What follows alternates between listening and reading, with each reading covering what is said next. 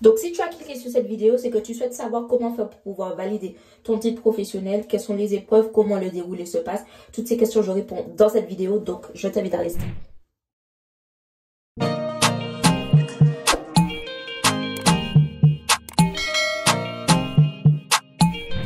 Donc, du coup, comment ça se passe, en fait, cette épreuve? Donc, il faut savoir que déjà, dans un premier temps, ce qu'on va te demander déjà de pouvoir fournir, c'est un DA et un DP. Donc, deux dossiers différents. Donc, le dossier d'activité, c'est le dossier comme un rapport de stage que tu expliques tes expériences que tu as pu faire dans tes stages, qu'ils soient longs ou différents. Pour ma part, j'en ai fait 3. Donc, 3 qui m'ont permis de pouvoir faire le CCP1, le CCP2, le CCP droit. Maintenant, ça a changé et ça change en fonction des centres de formation. Toutefois, le même fonctionnement pour pouvoir passer son titre professionnel est le même. Donc, du coup, on va entrer dans les détails. Donc, déjà, il y a les modalités d'évaluation. Alors, c'est quoi les modalités d'évaluation? Donc, vous avez une mise en situation professionnelle. Donc, quand vous arrivez, on va vous demander votre justificatif d'identité pour bien vérifier que c'est bien votre identité, logique. Et vous allez tirer au sort, en fait, une mise en situation qui sera la mise en situation du jury comédien. Donc, comment ça se passe? En fait, on va évaluer, en fait, en tant que professionnel, si vous êtes sur le terrain, comment vous allez faire pour pouvoir, dans différentes situations, comment vous allez faire en tant que conseillère en poste. Donc, du coup, ce que vous allez faire comme si vous êtes dans un vrai entretien, en fait, mais ce sera avec un jury comédien qui fera comme si c'est une vraie personne. Donc, du coup, ce que vous aurez tiré au sort sera, en fait, la situation auquel vous allez être, dans quelle structure vous allez être, d'où l'importance de connaître toutes les grandes structures d'insertion ou de savoir en tout cas les modalités pour pouvoir travailler dans ces structures-là. Donc voilà. Donc une fois que vous avez tiré au sort, on va vous dire, excusez-moi si vous me voyez baisser, c'est parce que j'ai ma tablette, parce que des fois, ça peut arriver que je parle et j'oublie. Donc du coup, une fois que vous avez tiré au sort, tac, tac, tac, donc ça c'est bon. La mise... Voilà, donc le jury communique au candidat des informations sur le type de structure dans lequel se tient l'entretien. Donc, c'est ce que j'essaie de vous expliquer. Pendant 15 minutes, le candidat s'isole pour se préparer. Donc, vous avez 15 minutes pour pouvoir vous préparer à cet entretien-là. Donc, les questions, les éléments à pas oublier, les éléments que vous devez revenir si toutefois, voilà. Donc, c'est important de bien vous reposer pour ne pas être fatigué et être concentré sur ce qu'on vous demande. Et voilà, donc du coup mes conseils je vous les donnerai après. Mais je vous dis ça quand même pour ne pas, voilà.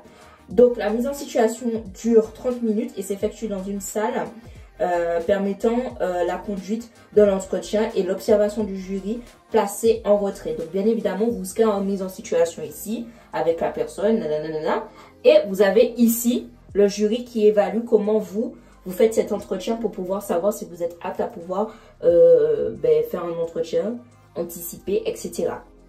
Donc, vous avez par la suite l'entretien technique. Donc, qu'est-ce que c'est l'entretien technique? Donc, c'est une épreuve qui se déroule obligatoirement après la mise en situation en 3 temps.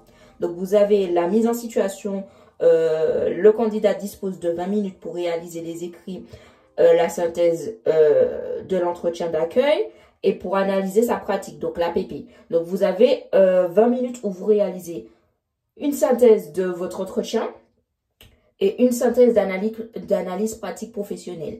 Parce je ferai une vidéo sur l'analyse pratique professionnelle, comment on peut faire ça. Voilà. Donc, du coup, ça, c'est vraiment ce que vous allez devoir produire en entretien. Comme entretien technique. Donc, c'est ce qu'on va vous demander. Au terme de sa préparation, le candidat remet sa synthèse au jury. Donc, voilà, il va analyser, etc. Donc, une fois que ça c'est fait, le jury questionne le candidat à partir de la mise en situation et de son écrit.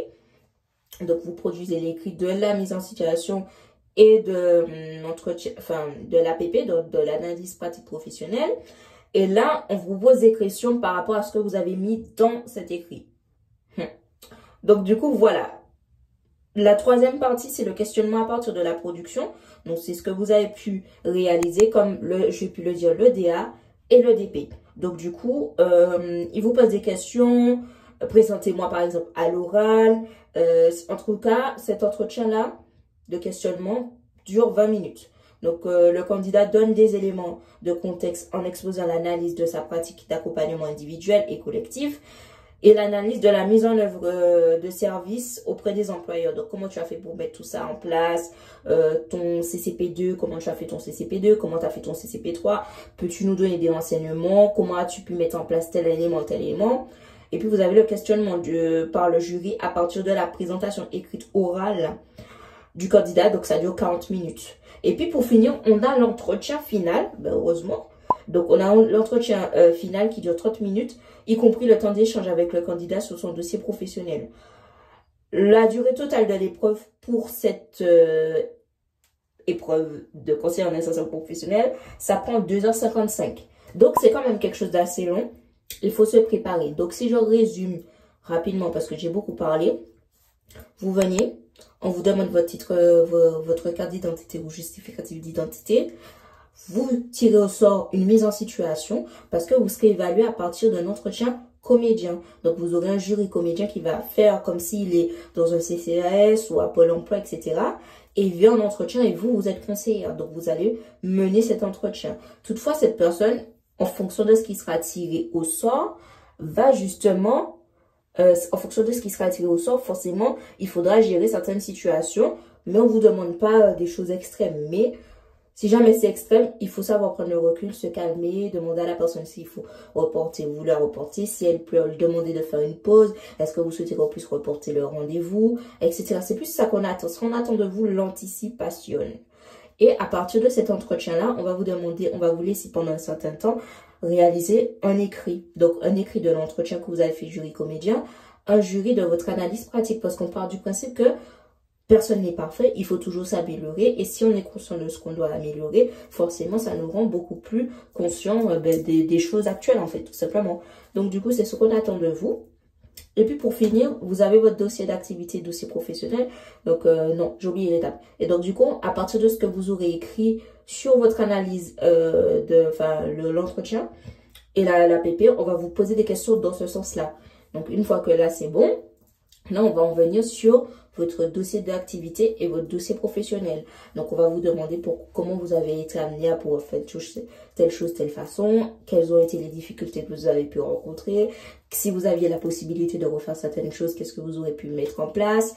Vous voulez être libre d'expression, de pouvoir exprimer les retours par rapport à cela. Donc, moi, c'est un petit peu comme ça que ça s'est passé. Je vous donne dans la prochaine vidéo, moi, ma mise en situation, comment ça s'est passé et comment moi j'ai fait. Donc, on se dit à la prochaine dans une prochaine vidéo. Prenez soin de vous. Je tenais à remercier toutes les personnes qui m'ont mis des commentaires, que ça a pu les aider, ces vidéos. Moi, je vous fais des énormes bisous et à la prochaine dans une prochaine vidéo, les gars. Continuez à vous abonner. Continuez à vous abonner. Voilà. Et rejoignez-moi sur mes réseaux. Bisous.